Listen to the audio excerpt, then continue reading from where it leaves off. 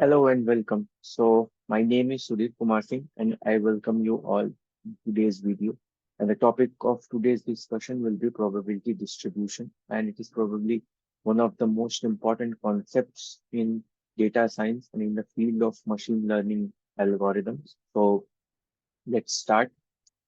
So So what are probability distribution? So probability distribution describes how the value of a random variables are distributed. It defines the probabilities of occurrence of different what all possible outcomes in an experiment. And there are basically mainly two types of probability distribution, namely discrete probability distribution and continuous probability distribution. So we'll be seeing each with the help of some examples and what are their different types. So discrete distribution is used when the set of possible outcomes is discrete, like finite. There are finite list of values, maybe integer or something like that. So examples include binomial distribution, Poisson distribution, geometric distribution, and continuous probability distribution is used when when a random variable takes continuous values. It can take any number of infinite values within a given set of values. So their examples include normal distributions, exponential distribution. So you all might have heard of these different distributions. So today I'll be just covering what are different types of distribution which we can come across when studying data science or when performing any machine learning application, because any predictive algorithm is based on these probability distribution. So next, what are probability? You must have come across terms like probability density function and cumulative distribution function. So for continuous distribution, the probability density function basically specifies the probability that the value of the random variable falls within a particular range of values and expressed as the integral of density over that range. We'll understand much better when we go into derivation in some other videos. So today we'll be just looking at what are what are the different probability density functions for different probability distribution. So next we have the PDF is the derivative of the cumulative distribution function. It describes the relative likelihood of these values, random variables, to take on a given value. The key characteristic of a PDF is that area under the curve between 2 points represents the probability of the variable. I will show you later with the help of some example as well. So next we have cumulative distribution function. So cumulative distribution function for a random variable is defined as it gives the probability that the variable takes a value less than or equal to a specific value, and the CDF is a non-decreasing function and ranges monotonically from 0 to 1 as it input goes from minus infinity to plus infinity. In simple terms, it tells you how much of the distribution lies to the left of a certain values. Like I will show. For discrete distribution, the CDF is a step function basically because discrete distribution takes only a fixed integer values. So for continuous distribution, the CDF is obtained by integrating the PDF, and PDF is obtained by, obviously, then you must have guessed it by differentiating the CDF. So next, what is the relation between PDF and CDF? The relation between the PDF and CDF of a continuous random variable is as follows. The PDF can be obtained by differentiating a cumulative density function, and CDF can be obtained vice versa by integrating. So like I said earlier, that understanding these concepts and that mathematical foundation is crucial for accurately modeling and analyzing data, which allows for better decision making. And if we understand the underlying distribution better of a given data, then only we can make good predictions on those data. So we'll be starting with discrete distribution, and first is binomial distribution. So we'll be seeing first its application. So on next slide, I have my PDF and what it's look like. So applications are testing the number of success in a fixed number of independent Bernoulli trials, like number of heads in a series of coin flips used in quality control and reliability studies, modeling binary outcomes in survey data, and performance metrics in classification like true positive or true negatives. So this is the probability density function of a binomial distribution, and will not be covering the derivation of any of the distribution in this video. So stay tuned for later video where we'll be discussing in detail how these probability density functions are derived and what are their mean variances, how they come in picture.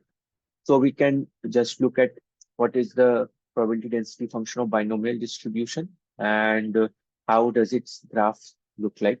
So next we have Poisson distribution. So its application include modeling the number of rare events in a fixed interval of time, like number of emails received per hour, number of vehicles passing by within a fixed interval of time, traffic flow, like managing inventories and logistic in operation research and incident rates in network security. And we have its probability density represented by Px is equals to lambda x to the power minus lambda by x factorial. And we can see what the different parameters represent. So these are discrete distributions. So next is geometric distribution. So what are the applications of geometric distribution? We can see that modeling the number of trials until the first success in a sequence of independent Bernoulli trials used in reliability testing of electronic and mechanical systems, studying customer retention and churn analysis. Churn analysis is quite a famous problem in the field of data science. Wait time analysis in queuing theory. So we have here the distribution, probability distribution for the geometric distribution, and n choose x p to the power x q n minus x, and which can be summarized in short form as n factorial by n minus x factorial into x factorial. And you can see the one example as well for geometric distribution, how it varies when the value of p changes. P is the probability of success. So next we will be continuing our discussion with continuous distribution. So continuous distribution, and first we have normal distribution, which is the most common distribution which is found in data science. So modeling continuous data that tends to cluster around the mean basis for many statistical tests and methods like t-test and ANOVAs, finance for modeling stock returns and understanding portfolio risk, quality control, and process optimization. And this is one of the most commonly used distribution. So we can easily see how it will behave when standard deviation of a normal distribution changes. So its probability density function is given by 1 by sigma under root 2 pi e power x minus mu by 2 sigma. So mu is mean and sigma, as we all know, is the standard deviation. So next we have exponential distribution, and its applications include like modeling the time between events in Poisson process, risk assessment and reliability modeling of electronic and mechanical components, survival analysis in medical research, service and system performance modeling in operational research. So in today's video, we are not going in depth explanation of how these are derived. That will be covered in separate video, because if we cover in this video, it will be quite long video. So today I'm just familiarizing you with what are the different types of discrete and continuous distributions. So the probability density function of a exponential distribution is represented in as follows, and its graph is given here, where how you can see how it differs, how changing the value of lambda affects the distribution. So next we have uniform distribution, where it takes some uniform value between given range of values. So modeling phenomena where each outcome in the range is equally likely. Simulations and Monte Carlo methods, baseline benchmark for comparison in hypothesis testing, load bearing, balancing, and fairness in network system designs.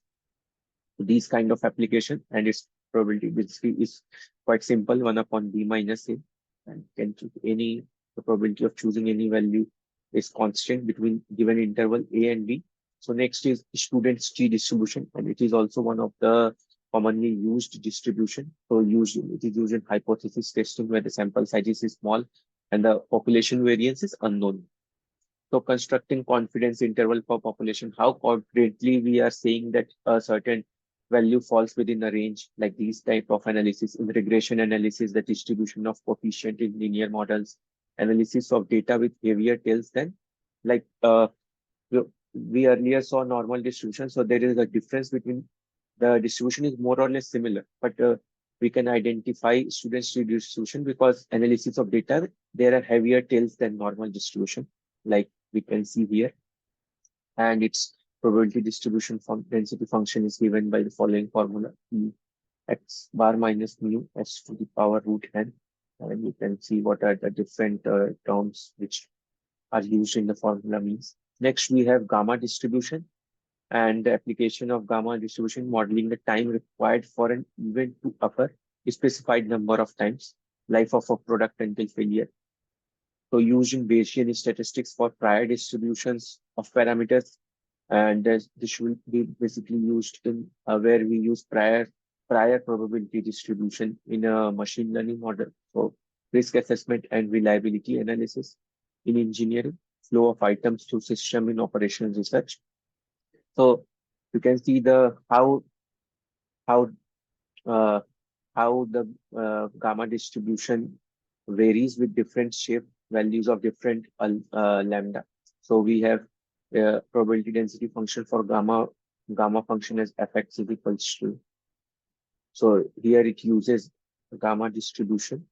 So next we have beta distribution, and its application includes modeling the distribution of probabilities such as success probability in a binomial distribution, and is used in Bayesian analysis as a prior distribution as similar to the gamma distribution, and modeling variability of proportion and weights in genetic and medical statistics, quality control and management for analyzing the variability of defect rates and similar kind of applications. And it is represented by following distributions and how the distribution changes with varying by varying the value of alpha and beta. It can be understood with the help of this graph. So next we have log normal distribution. So CDF is no simple closed form typically evaluated numerically. So next applications we have like modeling variables that are product of many independent random variables, risk analysis in finance and insurance for modeling claims, sizes, environmental modeling to represent concentration of pollutants, reliability engineering to model live data. And these distributions are behind all the statistical and machine learning decision making. So it is represented by, it is similar to normal distribution, but we have slight difference here. The random variable x also plays also there in denominator, which is absent in case of normal distribution, and in the power also there is ln natural logarithm of x, and which was in normal distribution just x minus mu by sigma. So also here also we can see how it varies when we change the value of sigma. Next up we have chi-square distribution, and and we can see some of its application like used extensively in hypothesis testing, particularly in test of independence and contingency tables and goodness of fit for model, inferential statistics to derive confidence intervals, analysis of variances for assessing the variance components of different groups, and use in model fitting and validation in machine learning. So chi-square distribution also finds its applications in various fields. And here it is its probability density function. So it is represented by following formula, and how it changes, how the distribution changes based on the degree of freedom. Like we have different degree of freedom and how the distribution changes. So that's all for today's video, and we'll be coming up with this with derivation of each of these probability density function, how it is that how we arrived at this the probability density function. We will be doing that in later video. So stay tuned for our for further update, and follow our channel to get more intuitive and important information in the field of data science. So thank you, and that's all for today's video.